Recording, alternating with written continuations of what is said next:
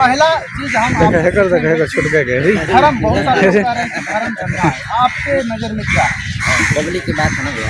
धर्म मेरा सवाल रहेगा, बहुत सारे लोग स्वर्ग और नरक की बात करते हैं, बैतरनी नदी की बात करते हैं, आपके निगाह में आपके नजर में क्या है? ये सारा कुछ काल्पनिक है या वास्तविक है? देखिए, की बात कही तो मेरा सवाल बनता है राम जी के पुल पर। उस राम जी के पुल पर ये भी कहा गया था कि ये कभी नहीं डूबेगा, क्योंकि नल और नील एक ऐसे महामानव थे जो अपने हाथों से राम लिखते थे। वो पत्थर जो है कि पानी में तैरता था, तो आज क्यों वो जो है कि पत्थर और वो पुल डूब गया? देखिए, हमारा कहना है, तात्पर्य हमारा ये है कि सूर्य इतना बड़ा है, छोटी है कि तो कवर कर सकते हैं। हाँ, बिल्कुल सही बात है। लेकिन रामायण में जो दिखाया है हनुमान जी का, जिन्होंने पृथ्वी पर वास करते थे, उनको ये दिखाया है कि वो नील गए, निकल गए। तो क्या ये वास्तविक है या कल्पनिक है? हमारा अंतिम आपसे सवाल होगा, जो कि जातिवाद कर्म से हर जगह पर देखा जाता है, हर क्षेत्र में देखा जाता है कि जातिवाद को बढ़ावा लोग देते हैं। बहुत सारे लोग जातिवाद को दिखावा भी नहीं करते हैं, बहुत सारे लोग जो है कि एक समान सबसे व्यवहार करते हैं, प्रेम करते हैं। सनातन धर्म यही सिखाता है कि सबसे प्रेम रखना है, चाहे वो किसी भी जाति का। लेकिन मेरा सवाल है कि कोई भी कर्म से बड़ा होता है या जो है कि जन्म से?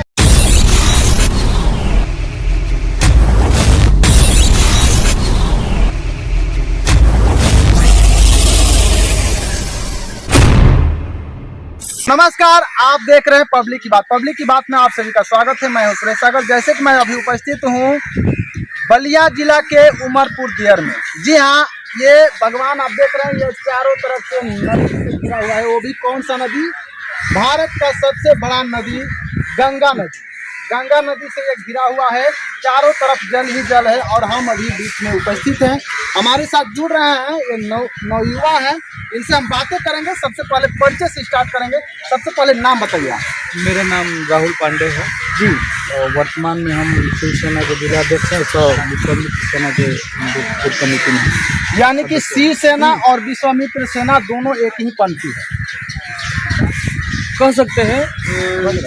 जो विश्वामित्र सेना है वो हमारी बिहार में जो भी धार्मिक जगह है उसको उद्धार के लिए, उसकी नवीनीकरण के लिए, ताकि उसका नवीनीकरण किया जाए। जैसे बनारस वृंदावन है, अयोध्या है, वहाँ पे काफ़ी संख्या में टूरिस्ट आते हैं और वहाँ की इकोनॉमी जो है काफ़ी फल फूल रही है। और हमारा बक्सर भी ऐसा महत्व रखता है, और लेकिन पहले किसी भी द्वारा ऐसा काम नहीं किया गया है। एकदम विश्वामित्र सेना यह कार्य कर रही है और बक्सर के उन तमाम जो भी धार्मिक जगह है उसके काम करके पुनर्जीवित करने वाले हैं। और धर्म पर कुछ सवाल उठाएंगे। हालांकि पहला चीज हम धर्म बहुत सारे लोग कह रहे हैं कि धर्म धंधा है, आपके नजर में क्या है? पब्लिक की बात है ना भैया। धर्म ही वास्तविकता है। बिना धर्म के, बिना सनातन के कुछ भी नहीं। धर्म क्या सिखाता है? धर्म आपस में प्रेम करना सिखाता है। तो कोई भी हमारा ग्रंथ पढ़ेंगे तो आपस में बैर करना नहीं सिखाता है, परस्पर संभाव की दृष्टि से एक दूसरे के साथ अच्छे से रहना सिखाता है। और भले के लिए मेरा सवाल रहेगा, बहुत सारे लोग स्वर्ग और नरक की बात करते हैं, बैतरनी नदी की बात करते हैं, आपके निगाह में आपके नज़र में क्या है? ये सारा कुछ काल्पनिक है या वास्तविक है? देखिए, आज कल लोग साइंस को ज़्यादा मानते हैं और अध्यात्म को कम। आपने स्वर्ग की बात की है। स्वर्ग की बात जो त्रिकालदर्शी संत होते थे या वर्तमान में भी है, वही जवाब दे सकते हैं, जो तीनों कालों को दे सकते हैं, भूत, वर्तमान और भविष्य। अच्छा, आपकी साइंस ने इतनी तरक्की कर ली है आज। आप अपने सौर मंडल जानते हैं ना कितने दूर में फैला हुआ है? जो सूर्य है मेरा एक, और उसके इर्द गिर्द 9 ग्रह घूम रहे हैं। तो साइंस का इतनी औकात नहीं है आज कि ऐसा कोई भी मतलब वो यंत्र बना दिए हो जो एक मनुष्य के जीवन काल में वो अपने सौर मंडल को पार कर जाए। एक लाइट के स्पीड से भी आप चलेंगे ना, प्रकाश जितना तेज चलता है उस स्पीड से भी चलेंगे आप तो 40 लाख साल लग जाएंगे आपको अपना सौर मंडल पार करने में। और एक सूर्य जो देख रहे तारा है, ऐसे करोड़ों अरबों तारे हमारे दिख रहे हैं, ये एक गैलेक्सी में है।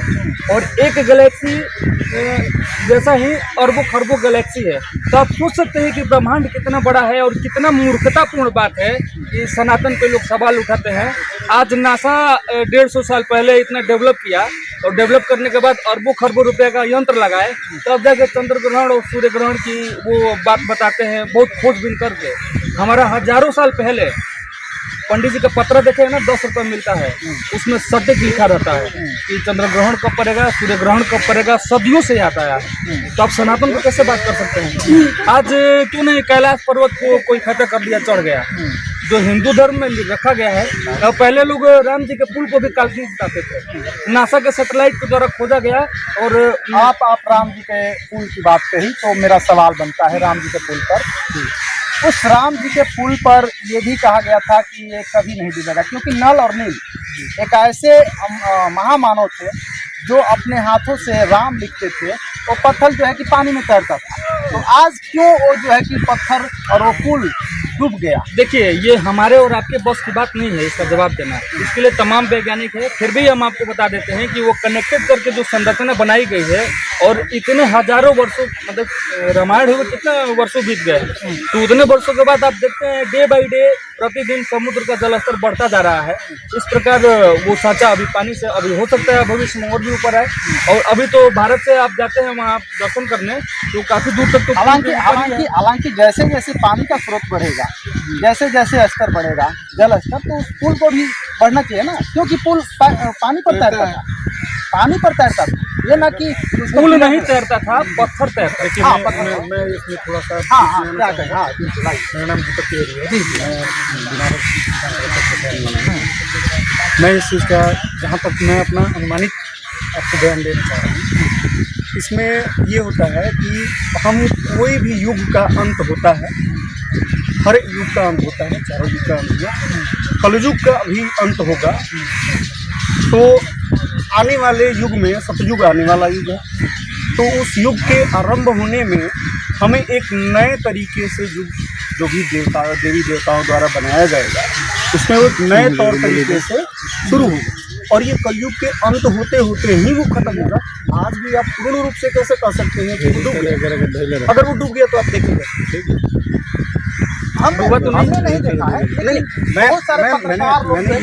मैंने ये नहीं कहा। मेरे कहने का तात्पर्य ये नहीं कि आप प्रमाण के साथ बोल रहे हैं कि डूब गया। आपका कथन ये था, सवाल आपका ये था कि वो डूब क्यों गया। आप बताइए, डायनासोर खत्म क्यों हो गए? आपके जीवन एक मैं शक्ति नहीं था, मैं उस पर हम जो है कि आप जो शायद आपको न लगे, आप अध्यात्म की नज़र से देखेंगे ना तो वो ईश्वरीय शक्ति है। अगर हम मानव का जन्म हुआ तो जब तक डायनासोर की खत्म नहीं हुए रहते तब तक हम मनुष्य का जन्म ही नहीं है। अच्छा, क्या लगता है? अभी हम बात करेंगे, सवाल करेंगे सूर्य पर। आपने सूर्य का बात कहा, सूर्य के बारे में आप भी पढ़े हैं, हम भी पढ़े हैं। सूर्य इतना बड़ा है कि यदि पृथ्वी पर गिर जाए तो पूरा पृथ्वी कवर कर लेगा। जी नहीं, उससे भी नहीं, रुक जाए, उससे भी बड़ा, उससे भी बड़ा। सूर्य पृथ्वी पर कभी नहीं गिर सकता है। पृथ्वी सूर्य माना जाता है, नहीं माना जाता है, गलत माना जाता है। ये सूर्य कैसे गिर जाएगा? तो माना जाता है ना, सूर्य इतना बड़ा है, इतना बड़ा है कि ये जो है कि पृथ्वी कम पड़ जाएगा, इतना बड़ा। आप हमको एक बात बताइए, तो आकार में ये कहा जाएगा, मैं बता रहा हूँ, तो ये कहा जाएगा ना कि मनुष्य धरती पर गिर जाएगा, धरती मनुष्य पर नहीं गिर जाएगी, वही बात हुआ। नहीं, ठीक है, हमारा कहना है, तात्पर्य हमारा ये है कि सूर्य इतना बड़ा है, छोटी है कि कवर कर सकता है। हाँ, बिल्कुल सही बात है। लेकिन रामायण में जो दिखाया है हनुमान जी का, जिन्होंने पृथ्वी पर वास करते थे, उनको ये दिखाया है कि वो लील गए, यानी निगल निकल गए। तो क्या ये वास्तविक है या कल्पनिक है? काल्पनिक इसको कैसे कह सकते हैं यार? जो भी अच्छा, एक बताइए, आप अमेरिका देखे हैं? नहीं, अभी तक नहीं है। तो अमेरिका नहीं है क्या? अमेरिका है है ना? इसका मतलब ये नहीं कि जो चीज नहीं देखे वो नहीं है। हनुमान जी योग बल से आप कुछ भी कर सकते हैं, योग की शक्ति को जानते हैं। रामदेव बाबा आज बूढ़े नहीं हो रहे हैं, उनका एक भी जो बाल है वो सफेद है अभी तक, और हम लोग का बाल देखिए पड़ गया है। योग में कितना शक्ति है। योग जो देखिए शुरू से जो बाहर से लूटने आए थे हमारे देश में, तो हमारे समाज को, हमारे संस्कृतियों को, हमारे धरोहरों को, हमारे जो किताबें थी धार्मिक, उनको मिटाया गया है। नालंदा विश्वविद्यालय में बिहार में जानते हैं कितना बड़ा लाइब्रेरी, इतना बड़ा लाइब्रेरी था कि वो आग लगा दिया TR बिन बख्तियार खिलजी, और 6 महीने तक वो जलता रह गया। 6 महीना तक वो जलता रह गया। तो इस तरीके से हमारे जो समाज को हमेशा से दबाया गया है, इसको तहस नहस किया गया है।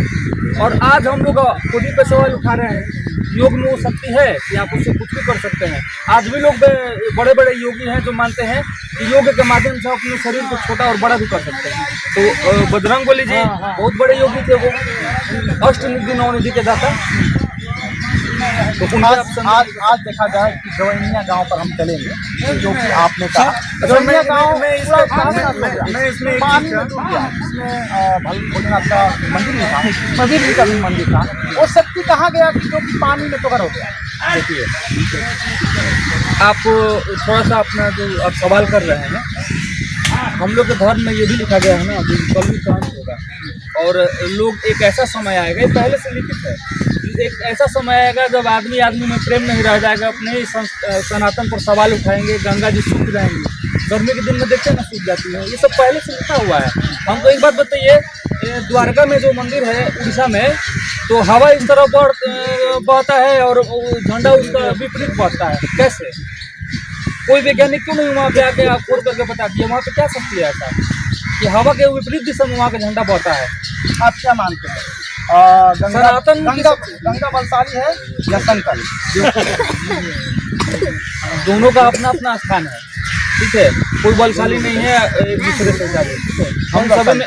हम सभी में क्या है कि सभी लोगों का अपना अपना एक स्थान है, उस स्थान से सभी अच्छा क्या कहिएगा? लास्ट हमारा अंतिम आपसे सवाल होगा, जो कि जातिवाद कर्म से हर जगह पर देखा जाता है, हर क्षेत्र में देखा जाता है कि जातिवाद को बढ़ावा लोग देते हैं, और बहुत सारे लोग जातिवाद को दिखावा भी नहीं करते हैं। बहुत सारे लोग जो है कि समान सबसे व्यवहार करते हैं, प्रेम करते हैं। सनातन धर्म यही सिखाता है कि सबसे प्रेम रखना है, चाहे वो किसी भी जाति का। लेकिन मेरा सवाल है कि कोई भी कर्म से बड़ा होता है या जो है कि जन्म कर्म से बड़ा होता है? हमारे सनातन में भी कर्म को ही महत्व दिया गया है। जो कर्म अच्छा किया है उसकी पूजा हुई है, कर्म प्रधान विश्व करी रखा। अच्छा मान के चलिए कि ब्राह्मण जाति में कोई जन्म ले लिया, देखिए पहले बात, ब्राह्मण तो पूजनीय है ना, मेरी बात सुनिए। ब्राह्मण कोई जाति नहीं है, ठीक है। ब्राह्मण को आज लोग जाति बना दिए हैं। आप वाल्मीकि जी छोटे जाति से आते थे, लेकिन वो डाकू थे पहले। नारद जी आके उनको ज्ञान दिए और वो इतना तप और तपस्या किए, तब जाकर के वो त्रिकालदर्शी बन गए। और उनको कौन नहीं पूछता था बताइए? तो श्री रामचंद्र जी विष्णु भगवान का अवतार भी उनको प्रणाम करते थे। रैदास कौन थे? संत बने कि नहीं? हमारे सनातन में कर्म को हमेशा महत्व दिया गया है, ठीक है। और जो वैसा आप करिए, बहुत सारे लोग का कहना है कि नहीं कर्म से पहले जन्म प्रधान, मतलब किसका कहना है? बहुत सारे लोग कहते हैं जो जन्म जाति मतलब कि ब्राह्मण जाति में ले लेंगे, दो भाई बड़े हैं, ये जरूरी नहीं है कि हर एक कहता है कि कर्म से है। देखिए आप भी जरूरी नहीं है कि हर चीज़ सही बोलते हैं, ठीक है। हम भी हर चीज़ जरूरी नहीं है कि सही बोलते हैं, लेकिन वास्तविकता है कि हमारे देश में हमेशा से कर्म प्रधान रहा, जिसका प्रमाण मैंने अभी आपको दिया, ठीक है। कर्म के बल पर एक छोटे से कास्ट के भी भील जाति के वाल्मीकि जी महर्षि विश्वामित्र बन सकते हैं और राम जी को शिक्षा दे सकते हैं। राम जी के रामायण की लीला रचने से पहले रामायण की रचना कर सकते हैं। तो हमेशा से ये कर्म प्रधान हम लोग का देश रहा है। जाति का क्या संदेश रहेगा आपका? हमारा संदेश रहेगा कि ये जो नेताओं के चक्कर में जो हमारा समाज पड़ के और जातिगत संघर्ष जो घर में व्याप्त हो गया है, ये बहुत ही गलत मैसेज जा रहा है। सभी जाति को मतलब जितने भी लोग हैं सभी को आपस में परस्पर संभाव और प्रेम के साथ रहना चाहिए। और जातिगत जो भी व्यवस्था है ये हमारे समाज में बहुत बड़ी खाई पैदा कर रही है। हम सभी को एक दूसरे का सम्मान करना चाहिए। आज का समय ये आ गया है कि लोग मतलब कहीं कहीं बातों पर और नेताजी लोग आते हैं वोट के चक्कर में राजनीति कर देते हैं और जाति में लड़ा देते हैं, तो उसका भुगतना पड़ता है। अब जनता को भी समझना होगा इन बातों को, नेताओं के चंगुल से बाहर निकलना होगा। और जैसा कि आप हम लोग एक संत के आश्रम में है अभी, तो सभी लोगों को जीवन में अभी आपको दिग्भ्रमित कर देगा कोई भी, ठीक है, कुछ भी आपको जानकारी नहीं है तो कोई भी आप एक गुरु का सानिध्य प्राप्त करिए और उसके बाद सभी लोग आपस में प्रेम भाव रखते हुए समाज में आगे बढ़िए, जातिगत व्यवस्था से दूर रहिए। चलिए बहुत बहुत धन्यवाद। ये वीडियो आपको कैसा लगा आप कमेंट बॉक्स में जरूर बताइएगा। तब तक के लिए आप लगातार बने रहें और देखते रहें पब्लिक की बात। धन्यवाद।